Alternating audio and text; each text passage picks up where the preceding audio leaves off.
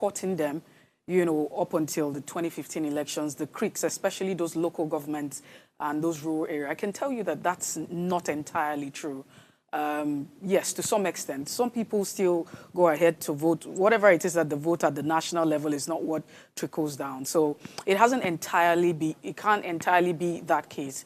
It's a different thing. It's not in 2023 that happened. Those are the exceptions. I'm telling you that the majority. But let me bring back our guest. Sorry, Viola, we had a bit of a network glitch. Apologies. Please go ahead. So you were trying to help me understand and unbundle this complex topic.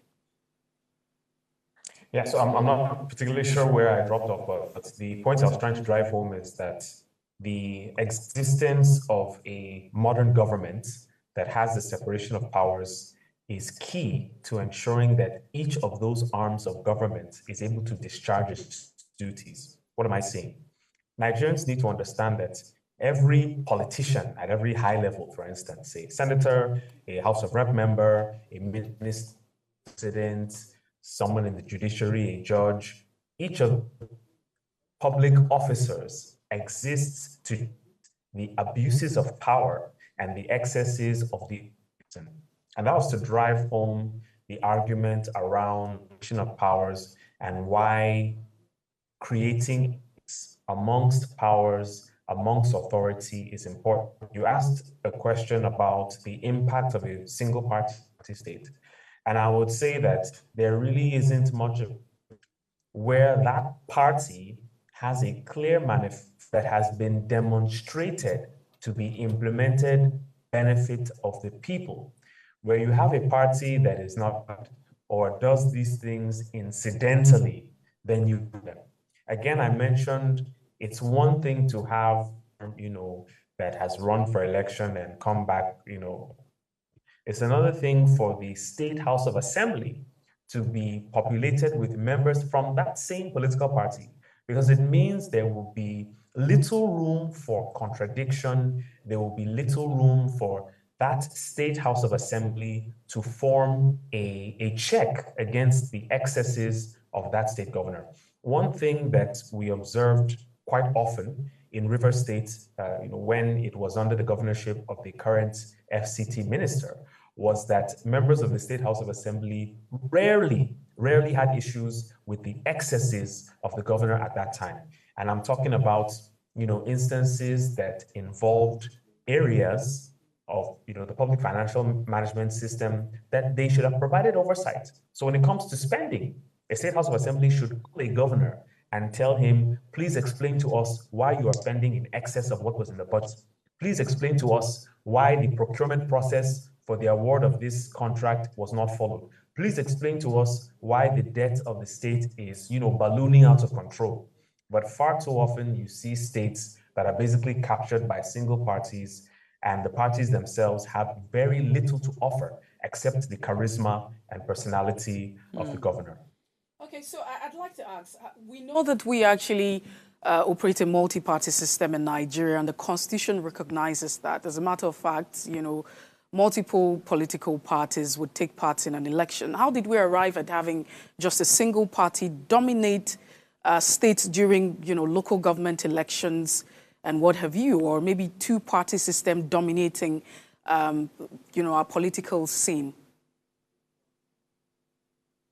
So, you asked a very, very interesting question, and I'm glad we have more time today because I think, I can give a bit of a better insight. So it's complex. The answer is complex, really. Where you have a country that is at a certain level of economic development, that country is characterized by a large number of people that live below a certain income line. Where you have those people engaged and involved in politics, what they do with their time and their efforts and where they commit themselves will be pretty easy to tell. They will commit themselves to interests, to agendas that are able to respond to them in terms of resources. What am I saying? They would align with parties that settle them. And this is not an irrational thing to do. We have conversations in my office about the rationality of selling your vote.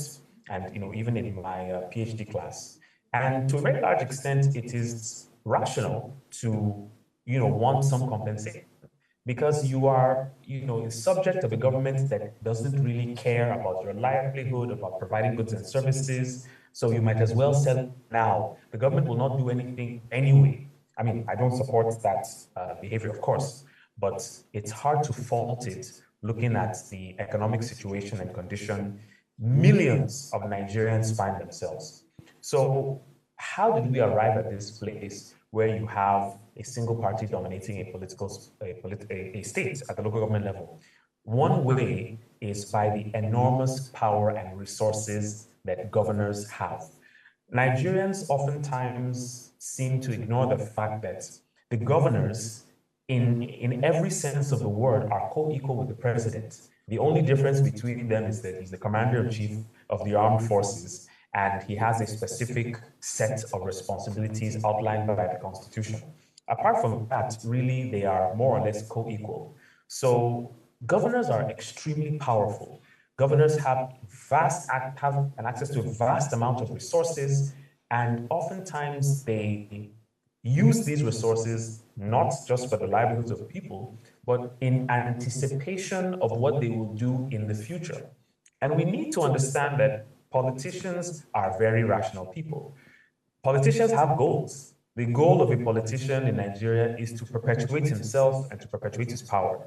We need to move beyond moralizing politicians and saying, oh, politicians should be looking out for, politicians should, okay, what do politicians actually do? Politicians perpetuate themselves. Politicians staff their offices and the government with people loyal to them because that is the rational thing to do. If you are a governor or you're a political office holder, you will want to surround yourself with people that are loyal to you and will answer to your beck and call. So when we approach these questions of how to change the system, we need to be able to look at it with a pragmatic, practical sense and look at how Nigerians behave in real life. So for a governor that was about to sort of oversee, in a way, the local government election, I mean, what do you expect a governor to do? Leave the positions to be filled by his opponents? No, he will do everything he can to ensure that those local government chairman positions are filled by people who either belong to his party or are sympathetic to him. And how can that be prevented? So citizens need to ask, who elects the chairman or of the state electoral agency? Is that person in the state governor to be ratified or by the State House of Assembly? If that is the case, what do as citizens, what type of type of legitimate legal threat do we need, across to the State House, to the State Houses of Assembly? Persons sympathetic to the governor are not as chairmen or as heads of these state electoral. What do we need to tell our representative, all of the wards that represent us at the State House of Assembly, who will be in charge of confirming this the state official position, and them from just accepting who the governor presents? Citizens put pressure on the executive, prevent him from nominating someone member of his party. How do we ensure that these persons do not set foot in an office that will decide a significant thing, elections, in our various wards? And that question cascades down to the various individuals and institutions and agencies involved in local government elections. And let me just end here. The journey towards a balanced and a just political system is not going to be won, or will not be won, solely on social media. Nigerians need to literally leave their houses, talk to people, form coalitions, and beat politicians who want to perpetuate themselves at their own game. Let's go on a very quick break. When we come back from that break, we'll continue the conversation. Stay with us.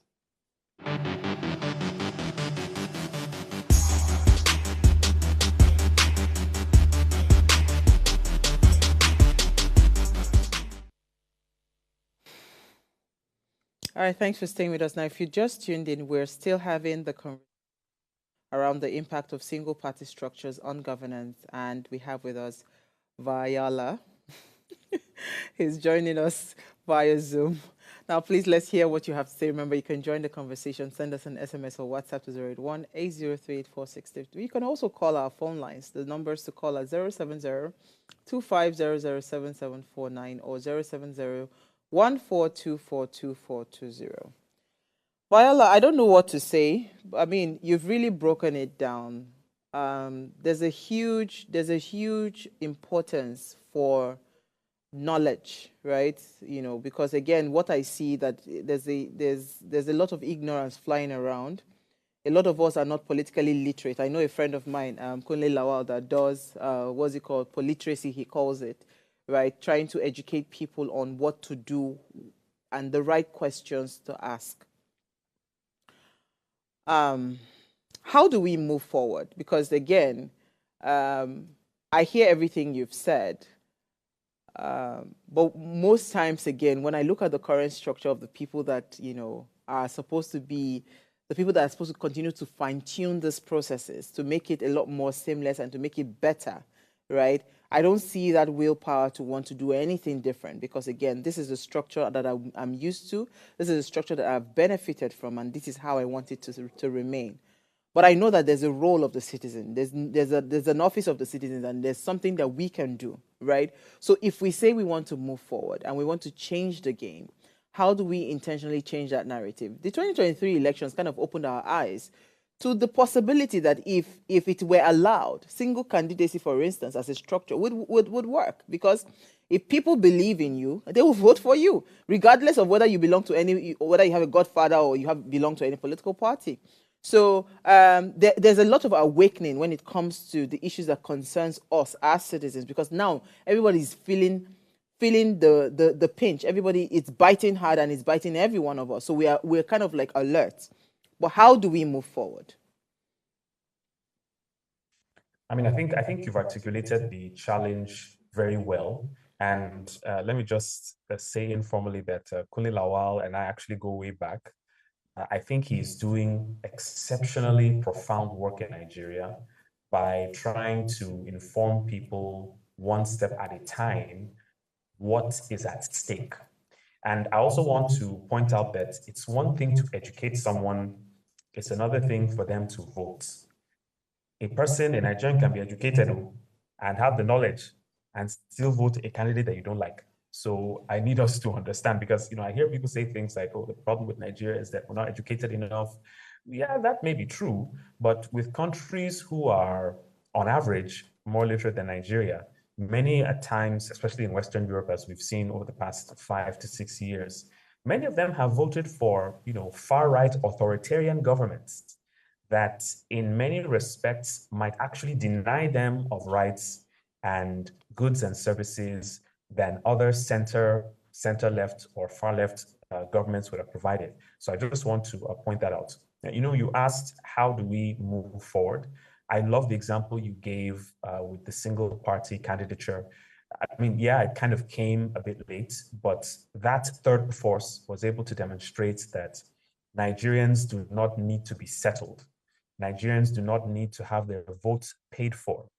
And again, excellent example, because it serves to show the pessimists of the Nigerian electoral system that Nigerians can actually do things, in a way that distances itself from machine politics and from the politics of money. I'd like to give, a very brief example that sort of supports what you said.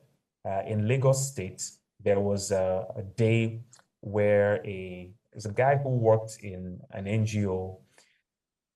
Some of his work had him deal with a lot of data, and he understood governance to some extent.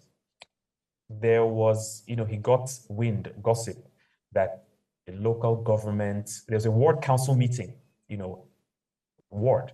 And that was the day that I think he was either working, and he just decided to stroll down to the meeting during the day, that if he was working at the office, but he decided to go to this ward council meeting. the councillors were saying, I think that day they had the chairman attend the event, and for several things that were raised, this young person and provided an articulate response, prioritized the needs of citizens. After that meeting, the market women and mechanics and bikemen that attended were asking him if he wanted to become chairman.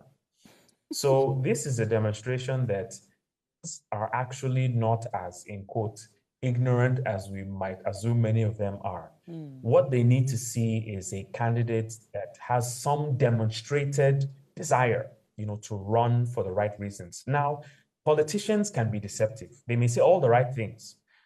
This then means that apart from being able to say the right things, these politicians need to demonstrate what they have done in the past.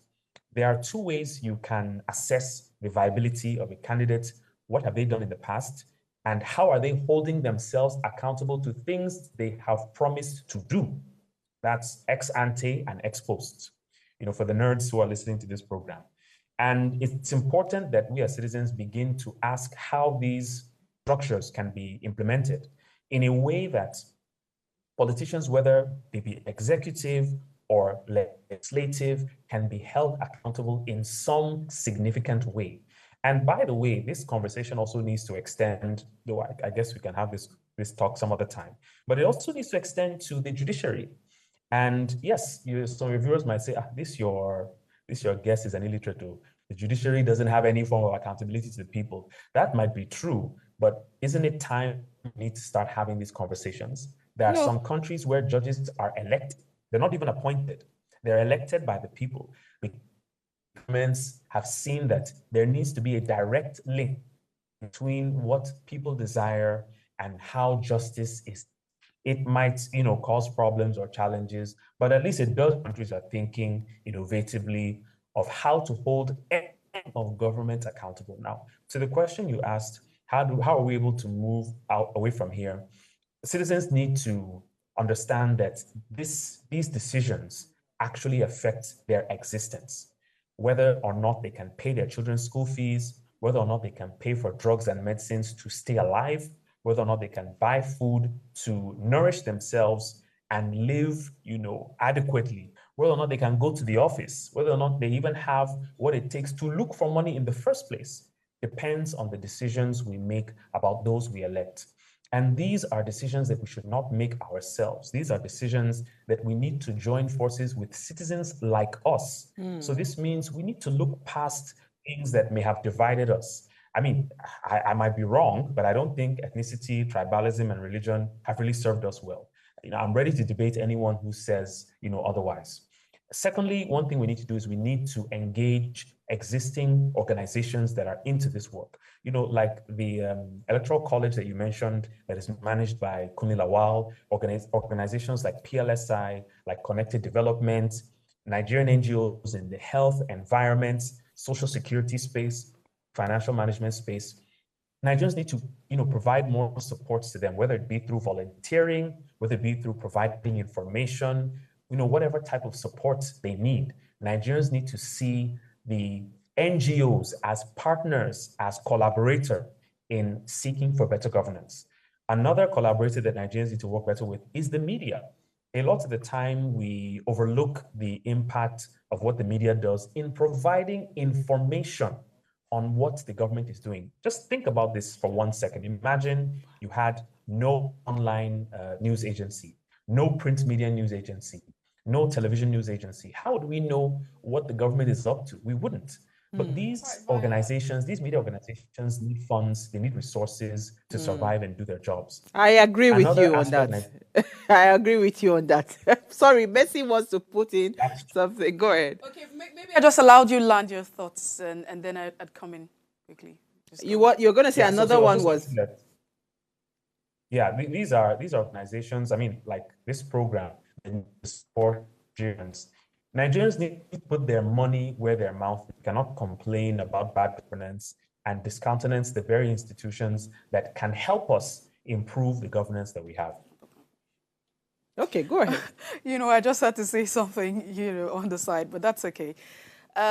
So you have actually mentioned solutions to these issues that we're faced with, especially the one that's very, very immediate, the recent elections in Ondo states, having to see a single party clearing it all out there.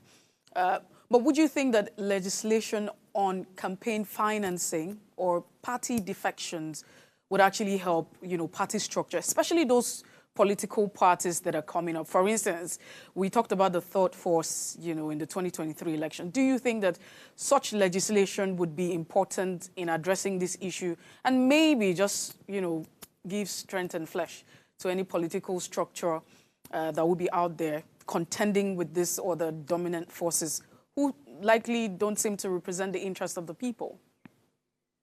I mean, that's a fantastic question. And as a lawyer, I'm all for legislation. I think law, as we were taught in law school, that is the command of the sovereign, is a very compelling way to get people to do what you want.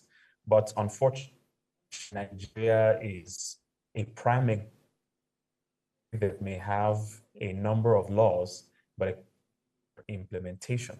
So we have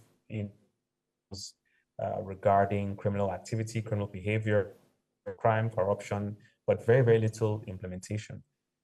I am quite skeptical as to the efficacy of a legislation. As a matter of fact, for may not be aware, the INEC powered to audit the finance of political parties. You heard correctly. This INEC, the same INEC that has their chairman nominated by the president, confirmed by the National Assembly, has the power to audit every single party's accounts. Do you think that a nominee of the president, confirmed by the National Assembly, persons who belong to the same party, you think that person audits the accounts of the dominant party? It's not going to. But oftentimes we disregard just how deep the problems really are. I don't think that power of INEC has ever been invoked before. A lot of people might not even be aware of it. And this is existing legislation. So this is just to highlight the fact that I'm quite skeptical as to legislation. It may be well-intentioned. And I must say that as much as I complain about the National Assembly, there are members of the House of Representatives in particular that have recently been in the spotlight for wanting to change the system. Now, whether this is just Nigerians making mouth or it is sincere, I think, persons who have spoken about how the process recall can be made easier, I think it was Chinda who mentioned that on a news program who was being interviewed. And I think, these are the types of people that we need to follow. These are the types of people we need to have conversations with. So, in summary, I will say that while the legislation is good in principle, it's the application and the implementation that is really the proof of the pudding. Absolutely. I couldn't have agreed with you more. Absolutely. Kunle Lawal is always saying that, I don't understand. You people should be asking the right questions. You are supposed to probe. After every election, you're supposed to go and do the audit. You're supposed to check. You're supposed to do the... I say, And you just rightly hit the nail on the head. Because, again, this is the fear that I always say that I have. We talked about EFCC the other day, right? I mean, if you, as the president, you kind of like have influence and somebody is saying you that, without you, I will not be in this position, how would that person come back to say, no, you're not doing things right? So I don't even know how we're going to do it. But to your point on electing judges, that's going to be long. Yeah, absolutely. Because that's going to be long. I mean, if you even look at the fact, we can never get it right. Because for as long as we, like there are stated, just so many moving parts. For as long as we subject very sensitive and key, you imagine the key appointment functions, of yes. key functions or personalities to be appointed by the president. Then the we will not go anywhere. It's very, very dicey. It's a very dicey thing. It means that for as long as those things continue to happen, we'll just continue to be dancing around in circles. All right, so Viola, we're going to bring you back. We're going to keep having the conversation. And to your point about how Nigerians are not interested in conversations like this and how they're not putting their money in where their mouth is. There's a lot that is going on. And I would say that, as much as we can, we'll keep on doing our part. But you see, the truth is, what I also realized is that these guys understand the money game.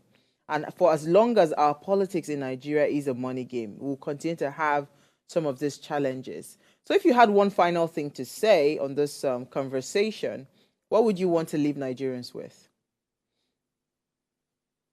Thank you so much for having me, and honestly, great questions from the both of you in the studio. I'd like to leave Nigerians with this picture that the United States that we praise and we hail as being an example of what democracy should be was probably much worse than Nigeria as close as 1960. And this is a democracy that is over a quarter of a millennia old. Yeah, over 250,000 years, getting to 400 years old. And they were much worse than Nigeria as close as the 1960s. So, I mean, and they even still have challenges till now. So we need to pace ourselves, but we need to understand that democracy is an ongoing experiment. There will be false starts, there will be deviations from the path, but the principal thing is to just keep going. You may not see the change in your lifetime. I'm sorry, I'm not cursing you, but you may not see that change in your lifetime, but the change will and can definitely come. Thank you so much, Viola. Thank you so much. See, I've been calling your name right. Thank you so much for your time. Definitely would love to have you back. Let's keep these conversations going. Hopefully we'll find a headway and find a solution to some of the challenges that we face. Thank you so much. All right. Thank you, Mercy. We had a great conversation. Yes, Before we go, please subscribe to our YouTube channel. It's at Official Upgrade TV. Remember to drop a comment whenever you watch our shows. If it's a repeated version, just keep dropping your comments and share. Like and invite your families and friends to watch. If you missed our quote for today, here it is again. The lack of political pluralism. I have some tongue twisters in my dictionary. In single-party states often leads to misallocations of resources, undermining fiscal sustainability and economic resilience. Mercy. There is God, Abi.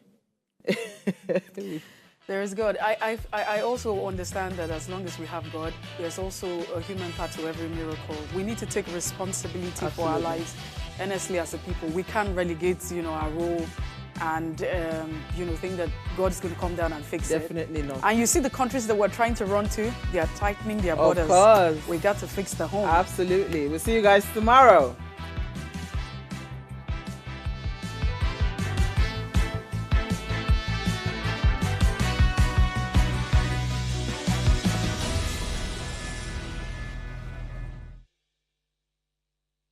Hey guys, it's Oluchi for Ray's Breakfast. Thanks for always tuning in. Our research has shown that you're probably not subscribed to our channel. What are you waiting for? Make sure you hit that subscribe button below so you never miss out on our latest content and stay in the loop with all things Ways. If the channel grows, it means more great content for you guys. So hit that subscribe button now.